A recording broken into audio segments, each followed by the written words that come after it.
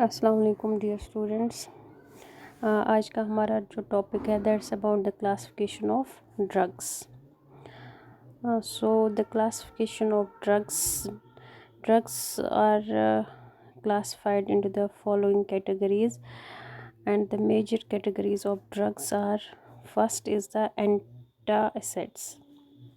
जो सबसे पहली क्लासिफिकेशन है ड्रग्स की, दैट आर एंटासिड्स वो वाले ड्रग्स होते हैं जो हम यूजुअली देते हैं जब कोई गैस्ट्रो इंटेस्टाइनल प्रॉब्लम होती है, या जब हमारे गैस्ट्रो इंटेस्टाइनल सिस्टम में या जो हमारा डाइजेस्टिव सिस्टम है, जब उसमें एसिड की सिक्रीशन जो है ज़्यादा हो जाती है, तो उस टाइम पे जो है हम एंटासिड्स देते हैं ताकि जो एसिड है वो न्यूट्रलाइज हो जाए। और ये हम कॉमनली यूज़ करते हैं गैस्ट्राइट्स में, inflammation of the layer of stomach, जो स्टमक की लेयर्स होती है जब उसमें इन्फ्लेमेशन हो जाती है, the condition is known as the gastritis, तो उसमें हम ये एंटासिड्स देते हैं। पेप्टिक अल्सर, जब सोर लाइक स्ट्रक्चर्स बन जाते हैं स्टमक में, या lining of the GI tract जो होता है उसमें अगर सोर लाइक स्ट्रक्चर बनेंगे, तो उस टाइम पे जो है एसिड को न्यूट्रलाइज करने के लिए एंटासिड्स प्रिस्क्राइब होते हैं। Then hiatal hernia and reflux oesophagitis. तो इसोफेजाइट्स मींस कि जो इसोफेगस हमारा होता है उसमें जब इन्फ्लेमेशन होती है, उसकी जो लेयर्स है, उसकी जो वॉल्स है, उसमें अगर इन्फ्लेमेशन हो जाती है तो उस टाइम पे भी जो है एंटासिड्स जो है प्रिस्क्राइब होते हैं। अब जो एंटासिड्स है इसके कुछ एडवर्स रिएक्शंस होते हैं, कुछ साइड इफ़ेक्ट्स होते हैं, दैट आर कॉन्स्टिपेशन इसमें हो सकता है while taking the antacids. Constipation is one of the side effect.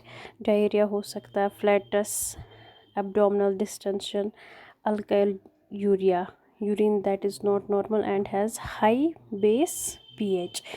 Urine जो होता है उसका जो pH होता है वो बहुत ही ज़्यादा बेसिक बन जाता है, अल्कलाइन वो ज़्यादा बन जाता है due to these antacids.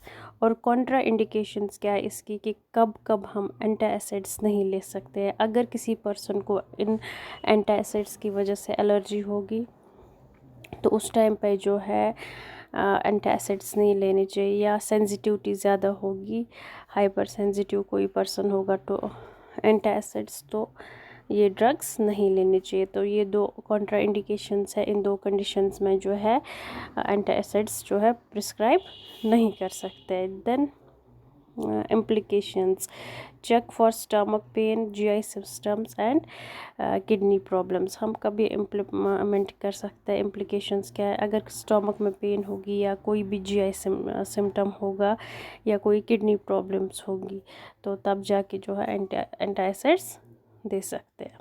Then example of medicines in this group. जो मेडिसन्स इसमें प्रिस्क्राइब होते हैं उनके जो जेनेरिक नेम है that are aluminium carbonate and calcium carbonate. ये दो जो है ये ड्रग्स के जेनेरिक नेम है, फार्मास्यूटिकल नेम है, and these medicines are used to neutralise the acid produced in the GI system. तो ये है antacids. Then next group of medicines जो है that are called as anticoagulants. Coagulation means जब हमारा blood जो है क्लॉट होता है, तो उस क्लॉट को रिमूव करने के लिए जो ड्रग्स प्रिस्क्राइब होते हैं उस क्लास ऑफ ड्रग्स को हम बोलते हैं एंटी कोगुलेंट्स, जो कोगुलेंट्स को रिमूव कर देता है या जो कोगुलेंट्स को होने से बचाता है, तो उस क्लास ऑफ ड्रग्स को हम बोलते हैं एंटी कोगुलेंट्स। और ये जो एंटी कोगुलेंट्स है ये हम कॉमनली यूज़ करते हैं हार्ट अटैक में। अगर हार्ट अटैक होता है, या मायोकार्डियल इन्फ्रैक्शन अगर हो जाएगा, उसमें क्या हो जाता है टिश्यूज़ तक जो है प्रॉपर ब्लड सप्लाई नहीं पहुंचती है, और कभी कभार चांस होता है कोगुलेशन का, ब्लड कोगुलेशन का। तो वो कोगुलेशन प्रिवेंट करने के लिए हम उस केस में क्या करते हैं, एंटी कोगुलेंट्स प्रोवाइड करते हैं पेशेंट्स को। Then pulmonary embolism, lung clot, lungs में जो है एक क्लॉट लाइक स्ट्रक्चर बन जाता है, तो उसमें भी हम यूज़ करते हैं एंटीकोगुलेंट को। डीप वेन थ्रोम्बोसिस मींस जो हमारी वेन्स होती है उनमें कहीं कहीं पे क्लॉट बन जाता है, ब्लड क्लॉट बन जाता है, और ये जो है ये डीप वेन थ्रोम्बोसिस ये ज़्यादातर पाया जाता है लेग्स की जो वेन्स होती है उनमें, ड्यू टू एनी इंजरी। अगर कोई इंजरी होगी तो तब चांस होता है डीप वेन थ्रोम्बोसिस होने का, या कोई इन्फेक्शन होगा उस टाइम पे डीप वेन थ्रोम्बोसिस जो है हो सकता है। या किसी पर्सन की जो है लिमिटेड मूवमेंट होती है तो उस टाइम पे भी चांस होता है डीप वेन थ्रोम्बोसिस होने का। तो उस डीप वेन थ्रोम्बोसिस को भी प्रिवेंट करने के लिए हम एंटीकोगुलेंट्स देते हैं। Then disseminated intravascular clotting syndrome, इसमें क्या हो जाता है, अगर कोई डिज़ीज़ होती है हमारी बॉडी में या कोई इंजरी होती है हमारी बॉडी में, तो उस टाइम पे क्या होता है पूरी बॉडी में जो है क्लॉट्स बनना शुरू हो जाते हैं, छोटे छोटे क्लॉट्स बनते हैं जो हमारी ब्लड वेसल्स होती है, स्मॉल ब्लड वेसल्स जो हमारी होती है उनमें कुछ क्लॉट्स बनते हैं, और उस कंडीशन को हम बोलते हैं डिसेमिनेटेड इंट्रावेस्कुलर क्लॉटिंग सिंड्रोम। तो ये डिसेमिनेटेड इंट्रावेस्कुलर क्लॉटिंग सिंड्रोम में भी एंटीकोगुलेंट ड्रग्स जो है प्रिस्क्राइब होते हैं, ताकि अगर कोई पर्सन जो है इल है या किसी पर्सन में कोई डिज़ीज़ है जो क्रोनिक डिज़ीज़ है या लॉन्ग टाइम से किसी को कोई डिज़ीज़ है, तो उसमें जो है ये प्रिवेंट करने के लिए हम एंटीकोगुलेंट्स देते हैं ताकि उसकी जो ब्लड वेसल्स है उनमें क्लॉट्स ना बने। And atrial fibrillation, atrial fibrillation में क्या होता है, जब हार्ट को कोई डैमेज होता है या हार्ट में कोई प्रॉब्लम होती है उस टाइम पे जो है ब्लड सप्लाई प्रॉपर नहीं होती है, हमारे जो एट्रिया होते हैं वो प्रॉपरली ब्लड को पंप नहीं कर पाते हैं, उसकी वजह से भी जो है क्लॉट्स बन सकते हैं। तो इस कंडीशन में भी जो है एंटीकोगुलेंट्स प्रिस्क्राइब होता है। And it is also used with kidney dialysis, जब डायलिसिस होता है, डायलिसिस एक ऐसा प्रोसीजर है जिसमें हम क्या करते हैं, किडनी से जो है ब्लड को रिमूव करते हैं, देन उसमें जो भी वेस्ट प्रोडक्ट्स होते हैं या एक्स्ट्रा फ्लूइड उसमें जो होता है उसको हम एक मशीन के ज़रिए जो है उससे रिमूव कर देते हैं उस ब्लड से। देन जो क्लीन ब्लड होता है उसको वापस हम एडमिनिस्टर करते हैं ह्यूमन बॉडी में, वो होता है dialysis.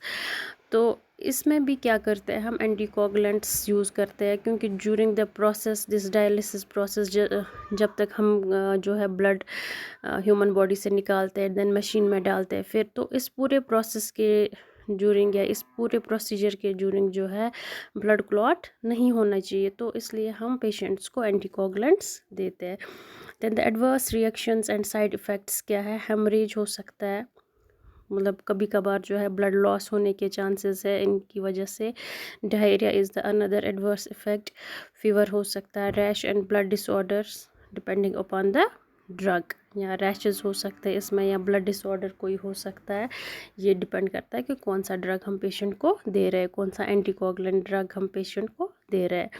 Then the Contra indications, अगर किसी पेशेंट को जो है ब्लीडिंग डिसऑर्डर्स है, फॉर एग्जांपल हीमोफीलिया है या लुकीमिया है, तब उस कंडीशंस में हम एंटीकोगुलेंट्स उसको नहीं दे सकते। या अल्सर्स है, जो स्वर्स वगैरह होते हैं वो नहीं दे सकते, या अदर कोई ब्लड प्रॉब्लम है वो नहीं, तब हम एंटीकोगुलेंट्स नहीं दे सकते हैं। नेफ्राइट्स, इन्फ्लेमेशन ऑफ द किडनी अगर होगी, किडनी में कोई इन्फेक्शन होगा उसकी वजह से अगर किडनी में इन्फ्लेमेशन होगी तो तब भी हम जो है ड्रग ये एंटीकोगुलेंट्स नहीं दे सकते हैं। देन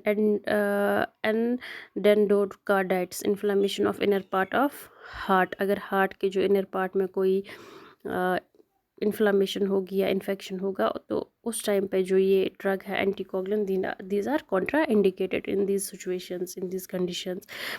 और ये हम कब दे सकते हैं, observe for bleeding like blood in mouth, blood when the person shaves, black stool occult blood, ecchymosis, black and blue marks etc. Check the BP, it could be too high। तो इन situations में जो है, इन conditions में अगर blood mouth में होगा या जब पर्सन एक शेव करता है उस टाइम पे ब्लड आएगा या स्टूल के साथ ब्लड होगा, तो उस टाइम पे जो है हम एंटीकोगुलेंट्स दे सकते हैं। Then the example of medicine in this group are warfarin, sodium and heparin, ये दो मेडिसन्स है, एंटीकोगुलेंट्स दो है ये मेडिसन जो है, ये वारफेरिन, सोडियम एंड हिपैरिन, यही दो मेडिसन्स हम देते हैं इन एंटीकोगुलेंट्स में अगर हमें एंटीकोगुलेंट्स की ज़रूरत होती है। तो these are the example of anticoagulants. Next classification हम इंशाल्लाह कल पढ़ेंगे। अल्लाह हाफिज़।